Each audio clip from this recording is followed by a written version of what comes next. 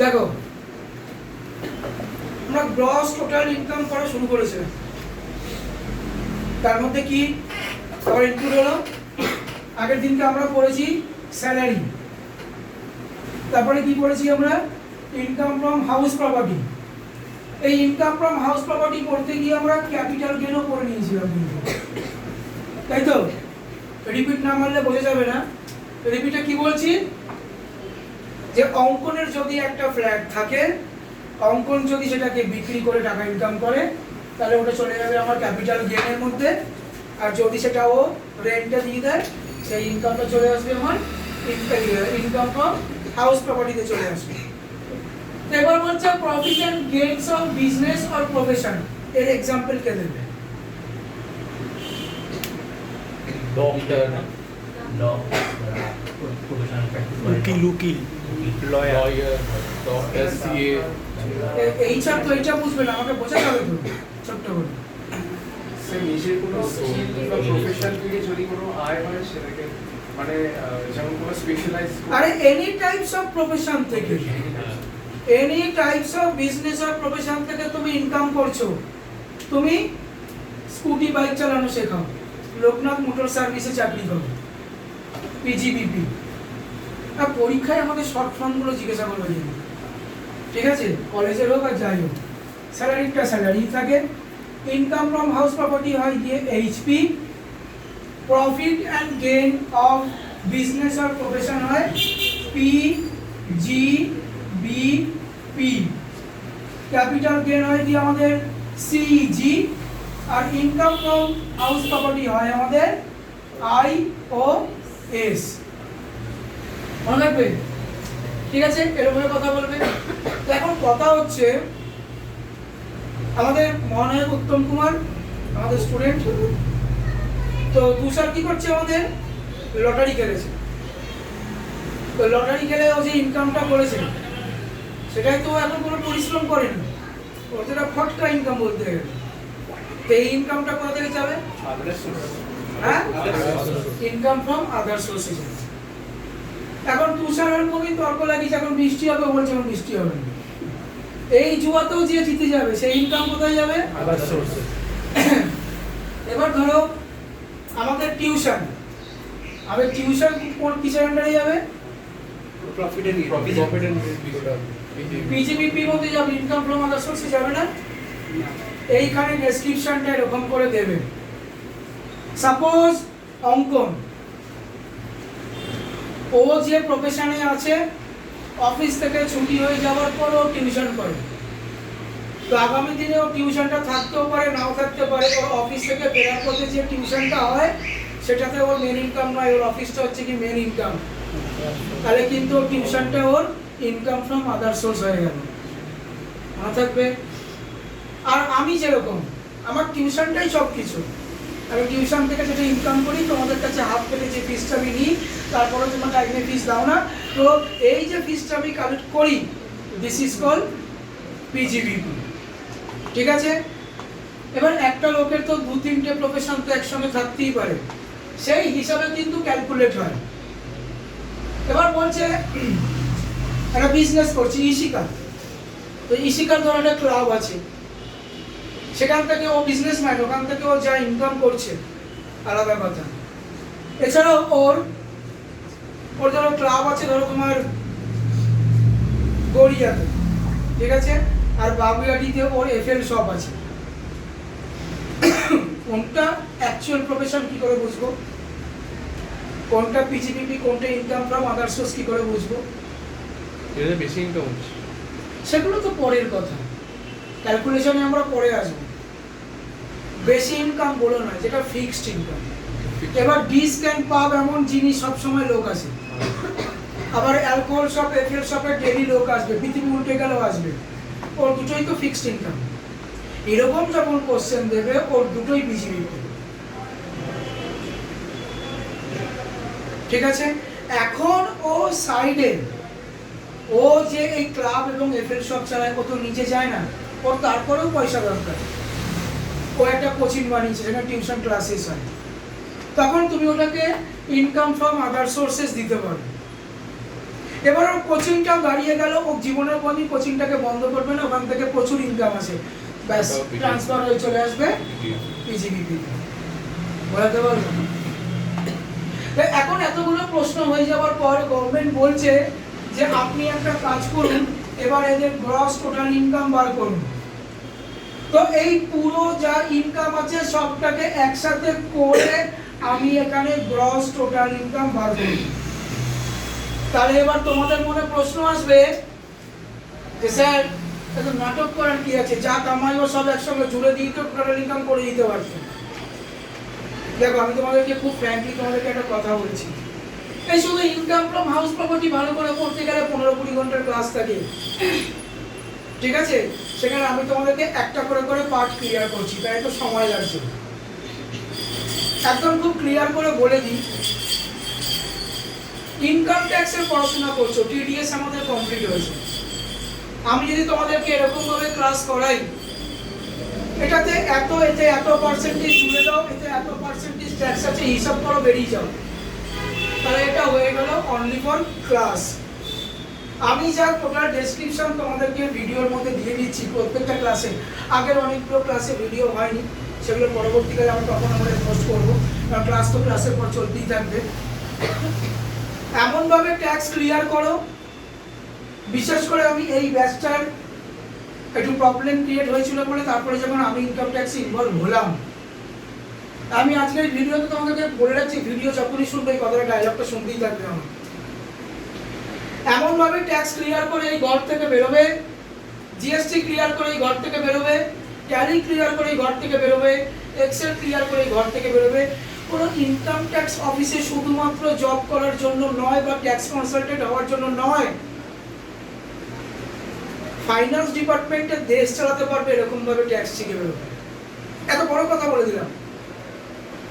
যদি তোমাকে বলে ইন্ডিয়ার ট্যাক্স ডিপার্টমেন্ট ফাইন্যান্স মিনিস্টার আপনি সামলান, বলবে হ্যাঁ আমি পারবো। ঠিক আছে, ক্লাস করতে করতে যা কোয়েরি আসবে আমাকে তো জিজ্ঞাসা করবে, কিন্তু তার আগে আমার ডায়লগ শেষ হতে দেবে, ওর মধ্যেই তোমাদের কোশ্চেন তোমাদের আনসার আমি করে দেবো। বুঝতে পেরেছো? এইটুকুনি ক্লিয়ার হয়েছে? আর এইটুকুনি বেশি ডিসকাস করছি না, আগের ভিডিওতে রয়েছে। এখন কথা হচ্ছে স্যার আপনি পুরো যদি যোগ করে বার করে দেন তাহলে আবার এর আলাদা করে বার করার কি দরকার আছে? না, প্রত্যেকের জন্য আলাদা সেকশন আছে, প্রত্যেকের জন্য আলাদা ল আছে, সেই হিসাবে হিসেব হয়। তো তার ক্লাসও আমরা পরবর্তীকালে করব। আর আমি কথা দিলাম বিশেষ করে তোমাদেরকে, যে জিনিস তোমরা অনলাইনে বুঝতে পারোনি সেই মাস্টারমশাইয়ের কাছে ITR 1, ITR 2, ITR 3 পুরো ভেঙে বুঝিয়ে দেবো। ওকে, এখন প্রশ্ন হচ্ছে তুমি এই অবধি তো চলে আসলে, তখন গভর্নমেন্ট বলছে ঠিক আছে দাঁড়ান, এইটা করার আগে একটা এখানে প্রসেস আছে, একটা এখানে প্রসেস আছে। কি প্রসেস আছে স্যার? একটা হচ্ছে ক্লাবিং, আরেকটা হচ্ছে সেট অফ বা carry forward of set of losses, এই কথাটা আছে। স্যার তাহলে ক্লাবিং এর মানে কি কি করবো এটা বুঝতে পারছি না, ক্লাবিং কি জিনিস? এখন দেখো তোমরা প্রায়শই শুনে থাকো, আমি বাবার করে বলি যে আমার পড়াগুলো গল্প শুনে মনে রাখবে, তাহলে মুখস্থ থাকবে। তো ধরো সুস্মিতা, না ছেলেকে দিয়ে বলি ভালো হবে, ধরো মমিন, অলরেডি মমিনের স্যালারি হচ্ছে, ধরো মমিনের স্যালারি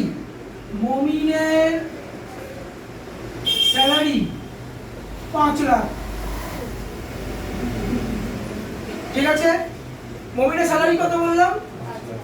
এবার মমিনের স্যালারি 5 লাখ হয়েছে, মমিনের হাউস প্রপার্টি, মমিনের পিজিবিপি, মমিনের ক্যাপিটাল গেইন, মমিনের আইওএস, এই সব কিছু মমিনের নেই।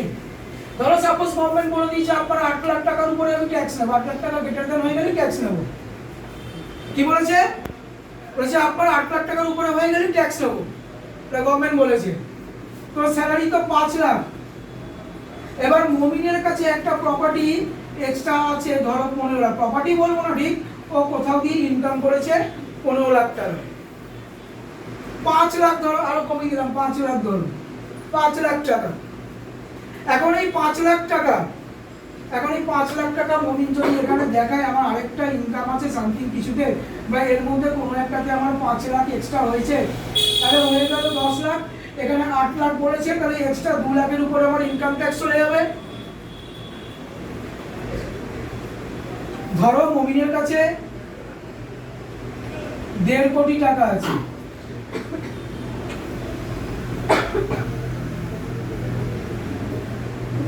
ঠিক আছে, 1.5 কোটি টাকা রয়েছে। ভাব, আমি তোদের শেয়ার হয়ে শূন্য গুনতে পারছি, 1.5 কোটি টাকা এতগুলো শূন্য। এবার মমিন ডিসাইড করলো আমি একটা কাজ করি, এই অ্যামাউন্টটাকে ফিক্সড ডিপোজিট করে দিই। তো এই টপিকটা ঢোকার আগে আমি তোমাকে একটা কথা জিজ্ঞাসা করি, যদি তুমি কোথাও ফিক্সড ডিপোজিট করো তো তার মাস গেলে ইন্টারেস্ট আছে, সেই ইন্টারেস্টে অনেকেরই ঘর চলে। সেই ইন্টারেস্টের টাকাটা এই 4টে ডিপার্টমেন্টের মধ্যে কোনটায় যাবে? আদার্স আইওএস, ঠিক আছে, ইনকাম আদার সোর্স। তুমি লটারিতে একটা বাদ দাও, তুমি একটা বাড়ি বিক্রি করে 20 লাখ টাকা পেয়েছো, ইনকামটা কি হলো? কি তোমার ক্যাপিটাল গেইন, ঠিক আছে। কিন্তু এই বাড়ির যে অ্যামাউন্টটা, তার জন্য তুমি প্রত্যেক মাসে মাসে তুমি ইন্টারেস্ট ধরো পেতে, ঠিক আছে, এই সেটা কোথায় চলে যাবে? আইওএস। তো আমরা কোথায় ছিলাম? 1.5 কোটি টাকা। আর মমিন দেখলাম গভর্নমেন্ট তো আমার উপরে তো সাজিয়ে গুছিয়ে ট্যাক্স চাপিয়ে দেবে, তো তাহলে আমি এখন কি করব? মমিন কি করলো, মমিনের ছেলে তুষার, ওর নামে 50 লাখ টাকা, ঠিক আছে। মমিনের আরেকটা ছেলে হচ্ছে সবুজ, 50 লাখ টাকা, ঠিক আছে। মমিনের আরেকটা ছেলে হচ্ছে অঙ্কন, 50 লাখ টাকা। এই করে করে করে করে ওর নামে দিয়ে দিল, ঠিক আছে। ও ভাবলো আমি কেস থেকে বেঁচে গেলাম। এবার ব্যাস সব এদের নামে যে টাকাগুলো ডিভাইড হয়ে গেল, ফিক্সড ডিপোজিট হয়ে গেল। এবার ফিক্সড ডিপোজিট হয়ে যাওয়ার পর যা ইন্টারেস্ট আসবে, কিছু বললে? ফিক্সড ডিপোজিট থেকে এবার যে ইন্টারেস্টটা আসবে সেটা থেকে তুষার পাচ্ছে, সরি তুষার তো, হ্যাঁ, তুষার পাচ্ছে, অঙ্কন পাচ্ছে আর সবুজ পাচ্ছে। তাহলে আমাদের মমিন বেঁচে গেল, আর ট্যাক্স দিতে হলো না। সত্যি কথা বলো তো, বেঁচে গেল কেন বলো তো? 50,000-এর উপর গেলে তো ফ্রি। না না, আমার সেই কথাই আসছি না। আমাকে গভর্নমেন্ট বলেছে 8 লাখ টাকা ঢুকবে গেলে ট্যাক্স নেবো। মোবিল সেই বাড়িতে যা ছিল সব যেটা পুষেদের নামে করে দিল, তো ইন্টারেস্ট পাক ও ক্যাশ নিয়ে কি ভর্তি করুক মালয়েশিয়ায় গিয়ে, সেটা এখন কথা আসছে না। কথা আছে টাকাগুলো তোদেরকে দিয়ে দিল, তো ফিক্সড ডিপোজিট করে দিয়ে দিয়েছে, মাস গেলে যে ইন্টারেস্ট আছে এরা লুটে ফুটে খাচ্ছে। তো মমিন কি বেঁচে গেল? ট্যাক্স কি দিতে হবে না? না ট্যাক্স দিতে হবে। কিভাবে? টিডিএস টিডিএস এর প্রশ্ন দিয়ে আসছি না, ইনকাম ট্যাক্সের ক্লাস করছি। ক্লাসের নাম গ্রস টোটাল ইনকাম। মমিনের 5 লাখ স্যালারি 8 লাখের উপরে যাবে না। ওর কাছে যে 1.5 কোটি টাকা ছিল বা ছোট অ্যামাউন্ট 5 লাখ টাকা আছে, সেইটা ও এদের নামে করে দিয়েছে। বা ধরো এই যে এক্সট্রা 5 লাখ টাকা, এইটাকেও ধরো ওয়াইফের নামে করে দিয়েছে। 1.5 কোটি টাকা 3 ছেলের নামে, আর ওয়াইফের নামে ধরো 5 লাখ টাকা, সব তাদের নামে করে দিল। তাহলে মমিনের ট্যাক্স বেঁচে গেল। এই ধারণায় আমরা প্রত্যেকটা ইন্ডিয়ান সিটিজেনশিপ চলি, কিন্তু এটা পৃথিবীর সব থেকে রং ধারণা। আবে ভাই 50 লাখ টাকা ডিপোজিট হয়েছে, 50 লাখ ডিপোজিট হয়েছে, 50 লাখ ডিপোজিট হয়েছে, গভর্নমেন্ট বলবে তুমি এই টাকা পয়সা কোত্থেকে পেয়েছো? ও বলবে বাবা দিয়েছে। গভর্নমেন্ট কি সোজা বাবাকে ধরবে, আপনি এই টাকা কোথা থেকে পেয়েছেন? আমি কামিয়েছি। তো আপনি কামিয়ে যার নামে ইচ্ছা খুশি দিন, সে আপনার সে সুবিধা ভোগ করবে, নো প্রবলেম। তুমি বাবু এই 50 লাখ টাকা দিয়ে তুমি ব্যাংক অফ পাঠাইতে তুমি লুলুলুলু করো, নো প্রবলেম। স্যার আপনি ট্যাক্স দেবেন, আপনি কামিয়েছেন কোন সোর্সে? না আমি এই সোর্সে কামিয়েছি। দেখুন এর মধ্যে কোনটায় আসছে, এর মধ্যে কোনটা থেকে কামিয়েছেন ডিটেলস দিন, সেই জায়গায় ইনপুট করব, পয়সা নেব। ভিডিওটা এক মিনিট পজ করবে, চলছে। এবার প্রসঙ্গ হচ্ছে যে আমাদের গ্রস টোটাল ইনকাম আমরা এই পর্যন্ত তো আসলাম, ঠিক আছে। ঠিক আছে, তাহলে ক্লাবিং বুঝে গেলাম। এই ক্লাবিং এ না আমি আরো একটা কথা বলে রাখি, সবাই কিন্তু এটা মন দিয়ে শুনবে। যদি কোনো একটা মেয়ে হয়, সাপোজ প্রতিদিন ইনকাম করছে প্রচুর, ও ওর হাজবেন্ডেরও 5 লাখ টাকা স্যালারি, ওরও 5 লাখ টাকা স্যালারি। এবার ওর হাজবেন্ড নিজে বাঁচার জন্য ওই টাকার অ্যামাউন্ট ওর কাছে চুকে দিল। এবার ধরো অ্যাডভোকেট আসলো, আর ও হচ্ছে সৎ ব্যক্তি, ধরো ও সিরুপের মতো একদমই নয়। ও অ্যাডভোকেটকে এই কমেন্টটা করে দিল যে হ্যাঁ স্যার, এটা আমার হাজবেন্ড আমায় দেয়নি, আমি কামিয়েছি। ঠিক আছে, ভালো করে বুঝবে গল্পটা। ও বলে দিল হ্যাঁ স্যার, আমার হাজবেন্ড দেয়নি, এটা আমি কামিয়েছি, আপনি আমার থেকে ট্যাক্স উসুল করুন। এবার তখন ট্যাক্স অফিসার বলবে ম্যাডাম এই চারটের মধ্যে কোন অপশনে কিনেছেন বা কোন অপশনে কামিয়েছেন। অতিথি বলতে পারবে না তো বাদী কামিয়েছে। ভরপুর কেস খেলে তো দুটোকেই তুলবে। বুঝতে পেরেছো যে আপনি মিথ্যে কথা বলছেন, আপনার কাছে 50 লাখ টাকাটা বা 5 লাখ টাকাটা প্রত্যেকে আসলে আপনি বলছেন আপনি কামিয়েছেন। আপনি স্বীকার করছেন না আপনার হাজবেন্ড কামিয়েছে। আপনি বলছেন আপনি এই চারটে 5 হেডে তো ইনকাম হয়, এই 5 হেডের মধ্যে পরে কামিয়েছে তো বলতে পারবে না তো। ও যদি বলে লটারি টিকিট চাইবে বা কোন অ্যাপসে গেলেছেন প্রুফ চাইবে তো বলতে পারবে না। পেনাল্টি বসবে উইথ জেল। এখন আর জেল টেল হয় না, সব সেটেলমেন্ট হয়ে যায়, তবে পেনাল্টি তো হবে। এবার তো সত্যি কথা বলতেও বাধ্য। ও স্যার, এটা আমার হাজবেন্ডই দিয়েছিল, ওরা ট্যাক্স বাঁচানোর জন্য আমি এটা বলেছি, তাই স্যার এই আপনার ফাইলে জুড়ে দিলাম, ইয়ারে এই ট্যাক্স হচ্ছে, চুপচাপ দিতে থাকবে। বুঝতে পেরেছো? একটু ধৈর্য ধরে শোনো, আজ এই ক্লাসটা ছোট, বেশি বড় করবো। এবার বলছে সেকেন্ড অপশন কি ছিল? Set of carry forward, set of losses. ঠিক আছে, এই জায়গাটা এবার ক্লিয়ার হবে। এটা ক্লিয়ার করলে ক্লাসটা শেষ। লাল ডাস্টারটা কোথায়? দেখো গল্প কাকে নিয়ে হচ্ছিল? মমিনকে নিয়ে, রাইট? মমিনের 3 ছেলে। দেখো মমিন, ওর দুটো ইনকাম প্রসেস। ইনকাম ওই ওর দুখানা আছে, ঠিক আছে? ইনকাম ওই কটা আছে? একদম সোজা সাপটায় বুঝিয়ে দিচ্ছি।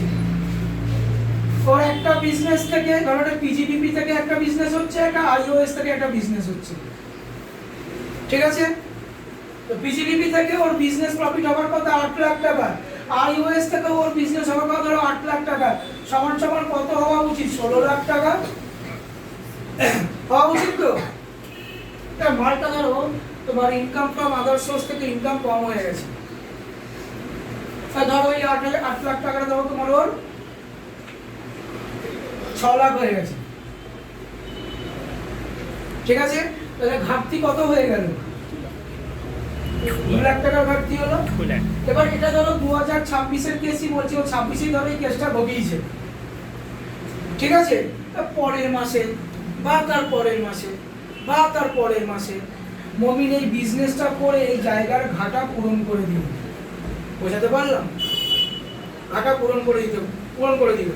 তখন তোমার এটা হয়ে যাবে সেট অফ লস। পরে সেট অফ লস, ওর দুটো বিজনেস, একটাতে বেশি কামিয়েছে, একটাতে লস হয়েছে, তো সেইটা আরেকটা দিয়ে তুমি অ্যাডজাস্ট করে দিচ্ছ, পাতি কথা, সোজা কথা। আর সেটা সেই বছরই তুমি সলভ করে দিবে, সেটা হয়ে গেল তোমার সেট অফ লস। এক কথায় এইচআরকে চুপ করিয়ে দেবে। যদি কোনো সংখ্যা দেয় তখন তো চোখ বিয়োগ গুণ করে দেখাতে হবে। যদি কোনো সংখ্যা না দেয়, স্যার বা ম্যাডাম একটা ইউজারের দুটো বিজনেস, একটা কাস্টমারের দুখানা বিজনেস, দুটোই সেম ভাবে চলে, একটাই লস খেয়েছে, সেই বছরই সেকেন্ড একটা দিয়ে ফার্স্ট একটাকে মেকআপ করে দিয়েছে। This is called set of loss. শেষ। আর তোমাকে ঘুরে কোনো প্রশ্ন জিজ্ঞাসা করবে না। আর ক্যারি ফরওয়ার্ড স্যার, কেসটা পুরো গোটা বছরে কি 2026 টোটাল ইয়ারে তুমি কেসটা খেয়েছো পুরো। তাহলে এই ঘাটতিটা এপ্রিল মাসে 2027 গিয়ে ক্যারি ফরওয়ার্ড হবে না? সেখানে গিয়ে অ্যাডজাস্ট করতে হবে তো। তার পরের বছরে যে ক্যারি ফরওয়ার্ড হয়ে গেল, তুমি সেইখানে যে অ্যাডজাস্ট করে দিলে, সেইটাকে আমরা বলবো carry forward and set of losses. ঠিক আছে? একটা সুন্দর এক্সাম্পল দিচ্ছি, ভালো করে শুনবি, আর বোর্ডে লিখতে ইচ্ছা করছে না, ভালো করে শোনো। আচ্ছা, না লিখতে হবে না তো, বুঝবে না। আমি তোমাদেরকে আগের দিনকে এক্সাম্পল দিয়ে আমি বাইকের একটা অঙ্ক দেখাচ্ছিলাম ইএমআই এর, মনে আছে? হ্যাঁ, ওই কি বলেছিলাম ভালো করে মন দিয়ে শোনো তো, যে স্যার আমার ওল্ড বাইক সেল 60,000 এ, আমার new bike purchase price 2.5 lakh টাকা, অলরেডি আমার ইএমআই চলে 30,000 টাকা। তো আমি এখন ইএমআই দিতে পারবো না, কিন্তু স্যার আমার বাইক চাই। তো সিএ বলছে, সিএ কাছে চাই তোমার সলিউশনের জন্য। তো সিএ সলিউশনটা আমি কি দিয়েছিলাম? আমি সলিউশন দিয়েছিলাম যে স্যার আপনি পুরো টাকাটা লোনে নিন, পুরো টাকাটা লোনে নিন, আর আপনার এই ইএমআইটা চলছে তো বললেন জানুয়ারি পর্যন্ত। তো জানুয়ারি অবধি চলছিল তো? ফেব্রুয়ারি ছিল? আচ্ছা ফেব্রুয়ারি করে দিচ্ছি। আপনার তো এইটা ফেব্রুয়ারি পর্যন্ত ছিল তো, হ্যাঁ?